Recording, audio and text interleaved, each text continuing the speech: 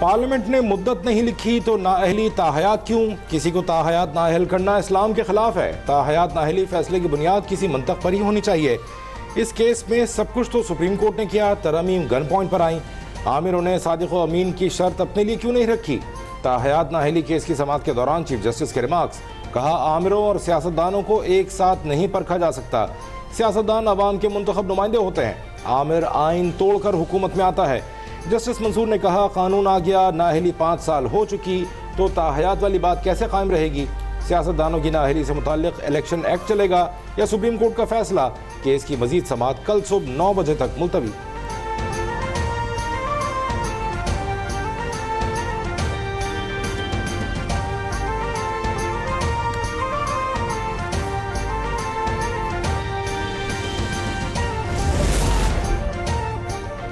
Article 62(1)(f) के तहत नाअहली का तयन आइन के मुताबिक नहीं, अपनी सोच के मुताबिक किया गया। इलेक्शन 8 फरवरी को हो रहे हैं, इंतखाबात से मुतालिक कन्फ्यूजन ना फैलाया जाए। ताहयात नाअहली केस की समाअत के दौरान चीफ जस्टिस काजी फाइज ईसा के रिमार्क्स।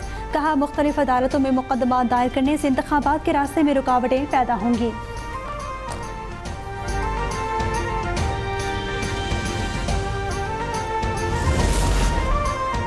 इस्लामाबाद हाई कोर्ट ने नैब सजा याफ्ता के लिए 10 साल नाअहली की मुद्दत बहाल कर दी। डिवीजन बेंच ने सिंगल बेंच का फैसला मुअत्तल कर दिया।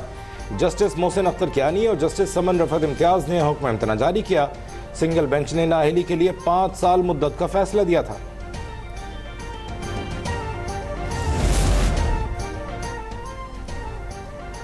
तहरीक इंसाफ पेशावर के बाद लाहौर हाई कोर्ट से भी बल्ले का निशान वापस लेने में नाकाम। अदालत ने पीटीआई की अपील खारिज कर दी। पीटीआई रहनुमा बैरिस्टर गौहर खान दरखास्त लेकर सुप्रीम कोर्ट पहुंच गए। पेशावर हाई कोर्ट का फैसला कलअदम करार देने की इस्तदा, जुमे को अपील की समाअत करने की दरखास्त।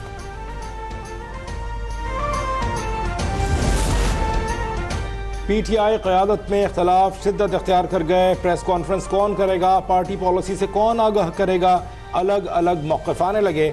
बैरिस्टर गौहर खान की प्रेस कॉन्फ्रेंस के बाद सीनियर नायब सदर शेर अफजल मरवत भी प्रेस कॉन्फ्रेंस करने पहुंच गए। गौहर खान ने शेर अफजल मरवत को प्रेस कॉन्फ्रेंस करने से रोक दिया, लेकिन शेर अफजल मरवत न माने और अलग प्रेस कॉन्फ्रेंस की।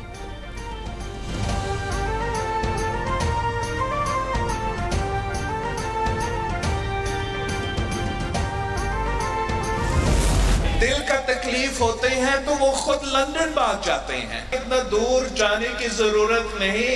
हम आपके लिए यहाँ रायवन में मुफ्त इलाज। अगली बार जब दिल में तकलीफ होता है और फरवरी 8 में होना ही है तो आपके लिए हम आपके लिए मुफ्त इलाज का हॉस्पिटल बना रहे हैं। नून लीग और पीटीआई की तरह झूठे वादे नहीं करते। दिल की तकलीफ पर ये लंदन भाग जाते हैं। इन सियासतदानों के लिए हमने कराची में अस्पताल बनाया, अगर पसंद नहीं तो रायवन में दिल के इलाज का मुफ्त अस्पताल बनाएंगे। Chairman peoples party Bilawal Bhutto के लीगी कायद पर बात। लाहौर में वर्कर्स कन्वेंशन से खिताब में कहा, मौका मिला तो अपना हर वादा पूरा करेंगे। आवाम की आमदन डबल करना चाहते हैं, 300 यूनिट तक बिजली मुफ्त देंगे। बेरोजगार नौजवान के माली इमदाद, तालीम, मजदूर कार्ड, मुफ्त और मयारी इलाज फराहम करेंगे। इंतखाबात जीतने और हुकूमत बनाने के लिए इलेक्शन लड़ रहे हैं, हर हल्के से डट कर मुकाबला करेंगे।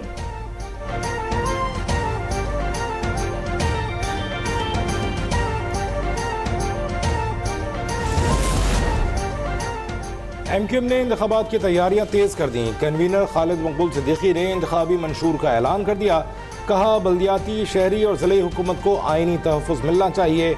जमहूरियत के समरात आवाम की दहलीज तक पहुँचने चाहिए। 26वीं आइनी तरमीम से आवाम की तरक्की का सफ़र शुरू होगा। मुस्तफ़ा कमाल ने एमक्यूएम के मंशूर को आवाम के लिए आब हयात करार दे दिया। दावा किया कि पाकिस्तान के तमाम मसाइल का हल एमक्यूएम के मंशूर में मौजूद है। फारूक सत्तार ने कहा, इंतखाबात में कामयाबी हासिल करके कराची के लिए 65 मिलियन गैलन पानी का मंसूबा शुरू करेंगे। तबाह हाल सर्कुलर रेलवे के मंसूबे को मुकम्मल करेंगे।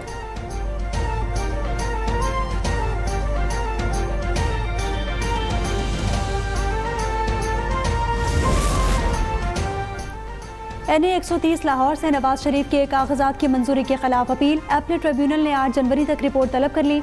NA 15 एबटाबाद पर नवाज शरीफ को नोटिस। इलेक्शन ट्रिब्यूनल अहलियत केस पर कल समाअत करेगा।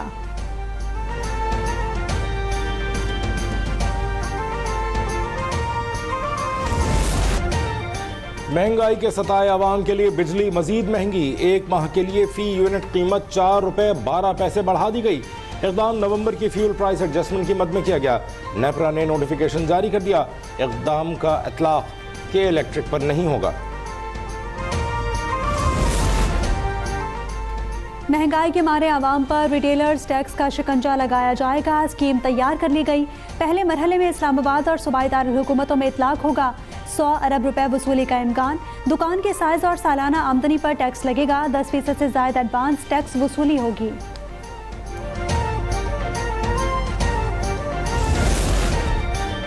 हुकूमती मिल्कियती इदारे बोझ बन गए। एक साल में 729 अरब रुपए का नुकसान। नेशनल हाईवे अथॉरिटी में 168 अरब का नुकसान हुआ।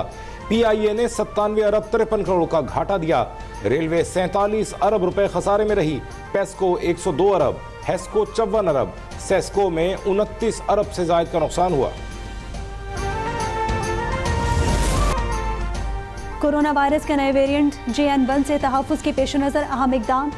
NCOC का बैरून मुल्क से आने वाले 2% मुसाफिरों का कोरोना टेस्ट दोबारा शुरू करने का फैसला।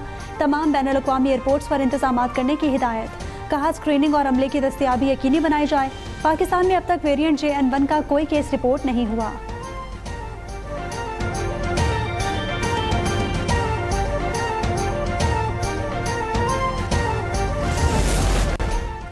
करेंसी मार्केट में डॉलर मजीद सस्ता हो गया। इंटरबैंक में 5 पैसे की कमी से डॉलर 281 रुपए 67 पैसे पर बंद हुआ।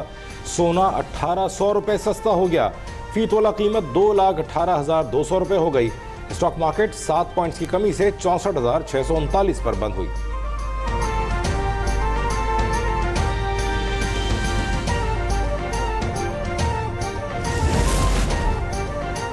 और सिडनी टेस्ट का दूसरा दिन बारिश ने खराब कर दिया। सिर्फ 46 ओवर्स का खेल हो सका। ऑस्ट्रेलिया की 2 विकेटें गिर चुकी। उस्मान ख्वाजा और वार्नर आउट हुए। पाकिस्तानी टीम ने पहले इनिंग्स में 313 रन बनाए। 197 रन की बढ़तरी हासिल।